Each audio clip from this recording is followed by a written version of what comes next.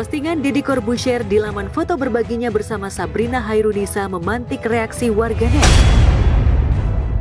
Dalam postingan itu, Deddy memberikan sebuah kue ulang tahun untuk Sabrina.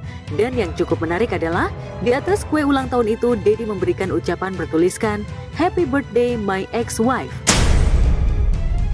Tulisan itu seperti menegaskan jika Deddy dan Sabrina benar-benar sudah resmi bercerai.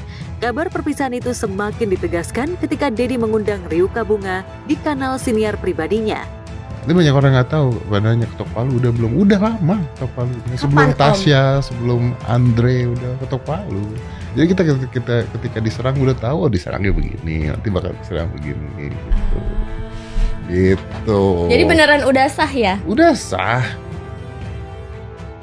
Jauh sebelum Andre Taulany dan Tasya Farasya resmi ketuk palu, Deddy sudah terlebih dahulu resmi bercerai dengan Sabrina. Karena telah resmi itulah Sabrina meminta Ryuka untuk menggantikan posisinya. Entah hanya kelakar canda atau serius, namun warganet sepertinya setuju dengan perjodohan Deddy dan Ryuka. Udah diserahkan teman-teman. Dia pada saat itu ngomong sama gue, ini udah gue kasih ke Ryuka, Ryukanya kayaknya nggak mau deh. Pokoknya lu gak jawab, dia bilang. Jawab, ntar jawab. Mau Kak Sabrina, mau. Sabrina ngomong sama gue, ini gak dijawab kayaknya dia gak mau deh. Mau Kak Sabrina. Perubahan Ryuka tentu saja membuat kaum Adam terpesona pun dengan Deddy yang baru sah menjadi duda tajir untuk kali kedua. Lantas benarkah tak ingin gagal untuk ketiga kali?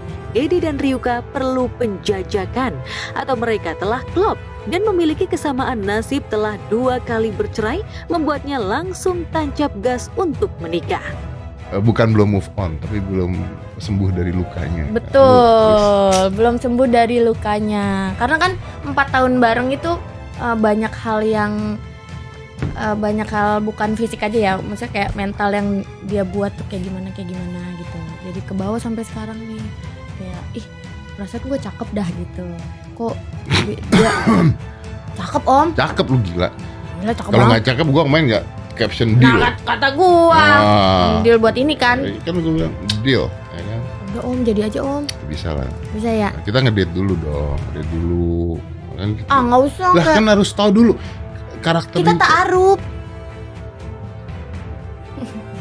Ta'aruf yuk om. Ya tapi kan kalau ta'aruf juga bibit-bibit bobot ya biasanya orang ya kalau ta'aruf ya. Tapi sayangnya di tengah perjodohan warganet itu, sepertinya sulit bagi Ryuka untuk bisa kembali membuka hati. Pasalnya, ada luka yang hingga kini belum bisa sembuh.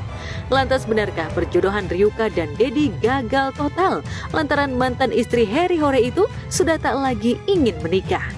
Sama udah gak mau komitmen, gak mau nikah lagi. Lu gak mau nikah? Gak mau. Belum atau enggak ya? Lu gak mau nikah? Kayaknya enggak deh. Karena jadi mindsetnya semua orang tuh nggak ada yang setia. Semua orang ya. Semua orang. Semua orang tidak ada yang setia menurut aku. Wow. Menurut aku ya. Jangan dihujat ya, kan menurut gue. Iya, itu menurut Ryuka ya.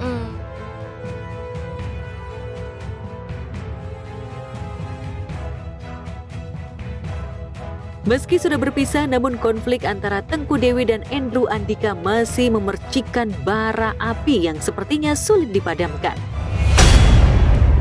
Apalagi sejak Andrew Andika yang dinilai Dewi lalai memberi nafkah kepada anak-anaknya. Baru-baru ini, Dewi kembali melempar sindiran kepada Andrew dalam bentuk motivasi kepada followersnya.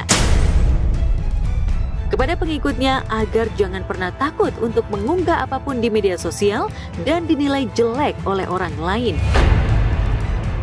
Guys, aku cuma mau bilang di era sekarang, kalau kamu pengen posting sesuatu, posting aja. Gak usah dengerin apa kata orang, karena inget, di saat kamu susah, cuma diri kamu yang bisa menolong diri kamu sendiri. Kalau kamu udah mulai, nanti yang lainnya akan nyusul. Percaya. Sebagai single mom, Dewi memang tengah gencar mengepakkan sayap bisnis di bidang fashion. Hidup harus terus berjalan dan ekonomi juga kudu dicukupi untuk kebutuhan anak-anak mereka. Apalagi Andrew juga tak pernah memberi nafkah kepada kedua anaknya. itu kan udah tanggung jawabnya dia, bukan nominalnya dok. Insya Allah saya bisa cari duit ya, duit segitu juga kayaknya bukannya saya sombong gitu kan. Tapi saya cuma pengen ngajarin Drew, ini tuh anak dua punya selain fisik punya jiwa dan punya masa depan. Kalau misalnya dia beranggapan anak itu sebagai properti yang kayak suka-sukanya dia aja, aku ngerasa sakit hati dok. Menurut gua bukan cuma soal uang sih gitu. Tapi bisa jadi barang, bisa dilakukan tanggung jawab, segala macam. Jadi sangat luas sekali. Jadi kalau misalnya dia nuntut uang apa segala macam, lah itu uangnya buat siapa gitu. Anak-anak juga masih kecil kok gitu. Mereka tidak membutuhkan uang. Sementara Dewi sibuk bisnis untuk hidupi anak-anaknya, Andrew Andika malah sibuk menikmati peran barunya sebagai suami Violentina Kaif pasca menikah di Tanah Suci. Andrew juga asyik nge-DJ di berbagai kota bersama teman-temannya tanpa berpikir untuk memenuhi nafkah anak-anaknya. Dan ini bisa dibilang guys, sebagian dari hobi juga sih, karena kita memang suka melakukannya juga. Jadi apa salahnya kalau misalnya kita bisa mendapatkan rezeki dari hobi gitu. Sebenarnya nikahnya sebelum umroh, terus bisa pengen niat untuk pergi umroh bareng, makanya akhirnya kita menikah duluan dan akhirnya bisa pergi umroh.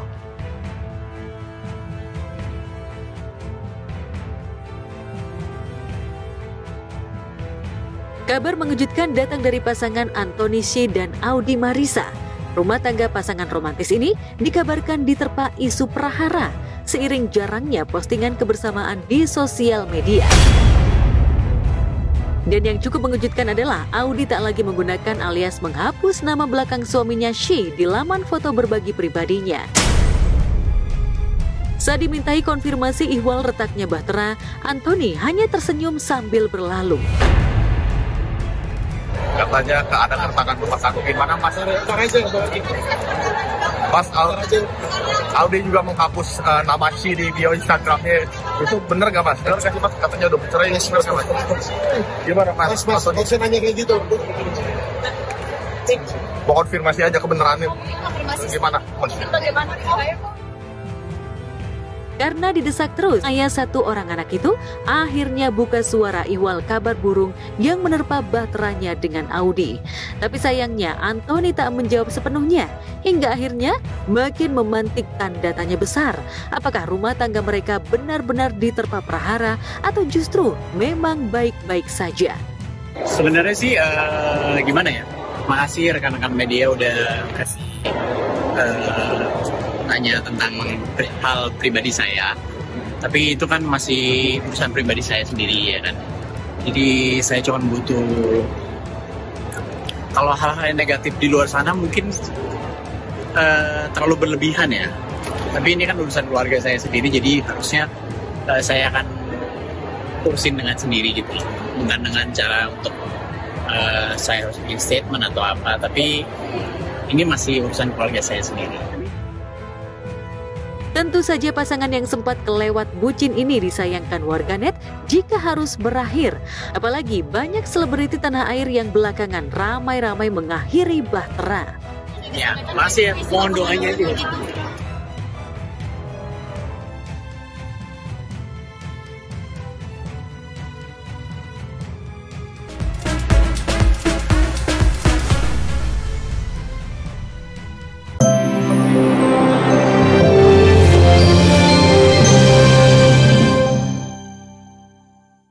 Coba fitur dengarkan berita di News Plus aplikasi RCTI Plus.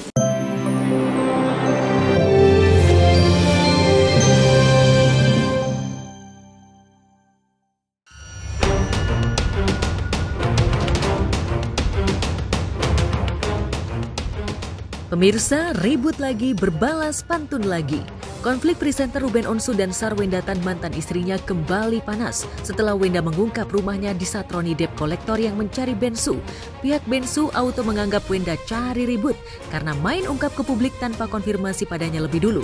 Tak ayal konflik pun melebar karena Bensu mengutus Minola Sebayang untuk mengungkap keburukan Wenda yang mempersulitnya bertemu anak-anak meski dirinya lancar memberikan nafkah anak ratusan juta per bulan. Bukti transfer yang diperlihatkan pihak Bensu justru membuat Wenda berang.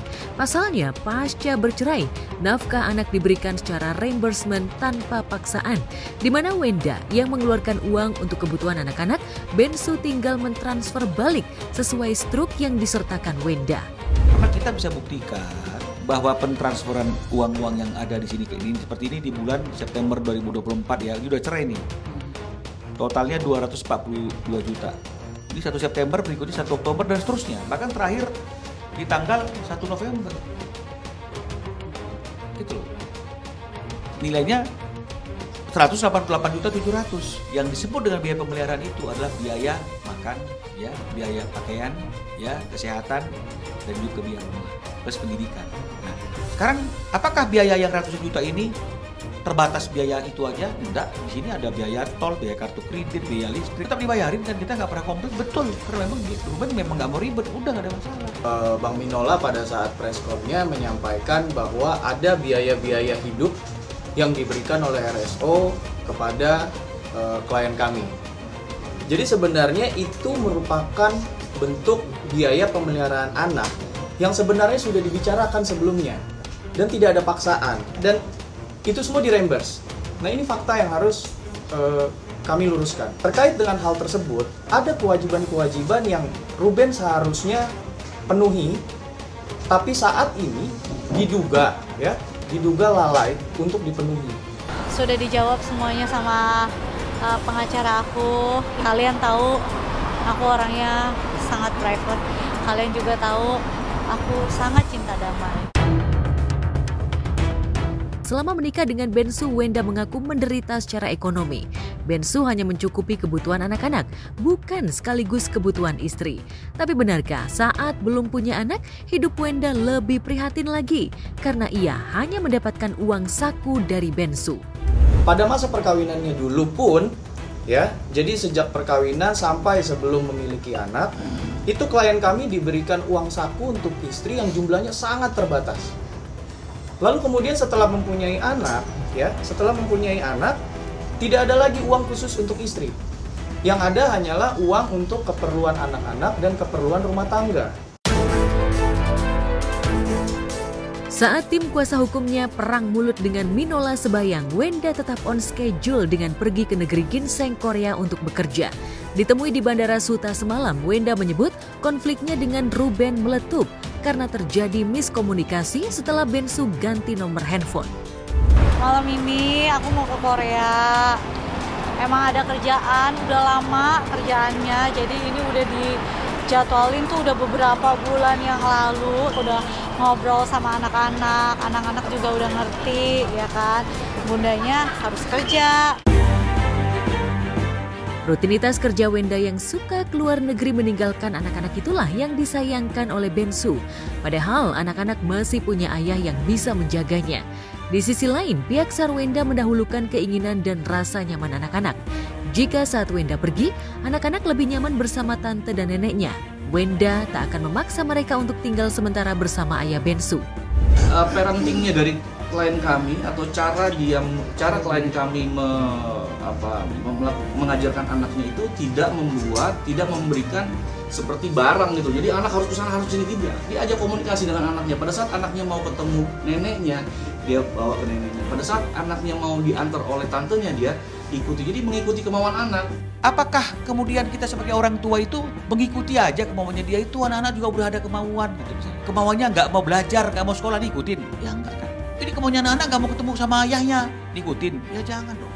Dikasih tahu, dikasih pemahaman. Mengenai berita-berita yang katanya susah ketemu, ya nggak mungkin lah susah. Gampang banget, tinggal WhatsApp ke aku. Ruben itu sejak lama sudah menginformasikan kepada S. Saya ganti nomor saya yang sekarang ini, yang terbaru. Pertanyaannya, itu diinformasikan S nggak ke anaknya? Nggak usah diperpanjang lah, ya nggak usah diperpanjang, kasihan. Mengaku tak mau memperpanjang konflik dengan Bensu, namun beberapa saat sebelum bertolak ke Korea, Wenda dan Jordi Onsu, mantan adik iparnya, sudah merilis video TikTok soal ada yang mantau yang diduga dibuat untuk menyindir Bensu. Jordi yang merupakan adik kandung Bensu seolah memilih berpihak pada Wenda. Ia mengaku pernah berkonflik hebat dengan sang kakak gara-gara bisnis hingga sampai sekarang pecah kongsi. Ngepost diri sendiri itu asik, apalagi ada yang suka mantau, biar tambah berisik.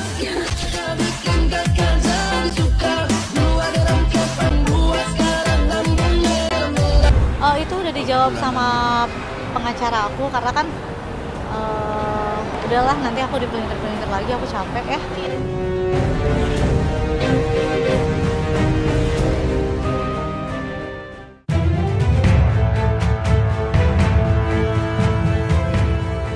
Clara Sinta lagi-lagi bikin merana mantan suaminya Denny Gustav.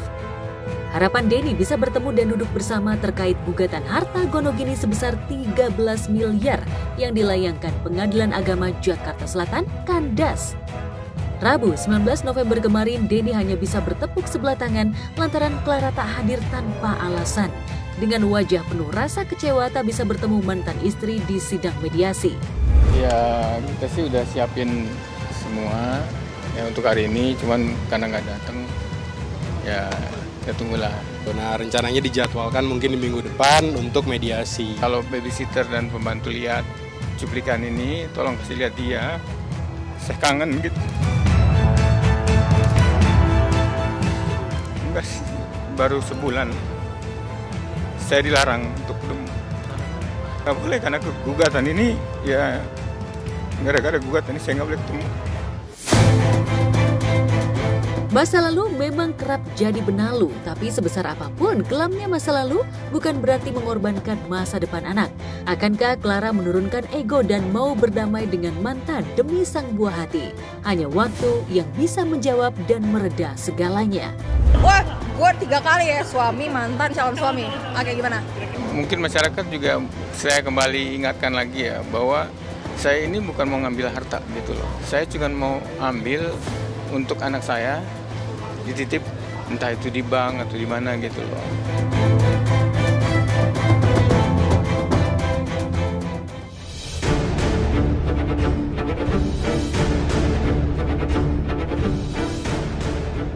Manajer Olga Syaputra, Vera Zanubia atau Mak Vera, disentil oleh Reni Nurmah, adik almarhum Olga Syaputra. Reni kesal karena Mak Vera memamerkan foto lawas yang diambil saat Olga menghadapi sakaratul maut sebelum meninggal pada 27 Maret 2015 silam.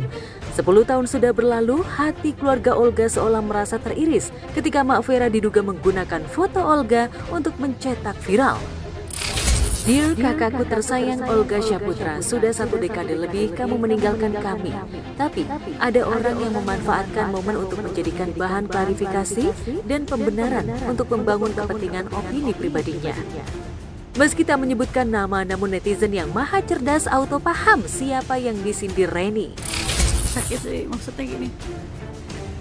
Kalau kalian posisinya kayak emak gitu, maksudnya tulus sama orang, maksudnya sayang sama orang, tapi dibilang orang tuh lu apa itu pembulian yang sangat luar biasa sakit gitu. Biar ntar Allah aja yang balas, udah gitu aja sih. Udah jadinya ya hidup ini emang kadang-kadang kan orang lupa diri ya. Maksudnya tanya dulu bener nggak sih orangnya gitu. Tak cuma foto Olga, Reni juga gerah bila Mak Vera mengait-ngaitkan nama besar kakaknya dengan artis pendatang baru yang ingin diorbitkannya. Setelah Olga wafat, Mak Vera memang getol memperkenalkan artis baru yang ke-Olga-Olgaan, termasuk Dika Oga yang dianggap paling mirip dengan almarhum. Kalau Mak tuh bingung, jadi Mak tuh kan sampai diserang sama beberapa haters ya, gitu maksudnya. Emang agak mirip-mirip, cuma Olga itu lebih kecil, iya, Dika lebih tinggi. Itu aja bedanya.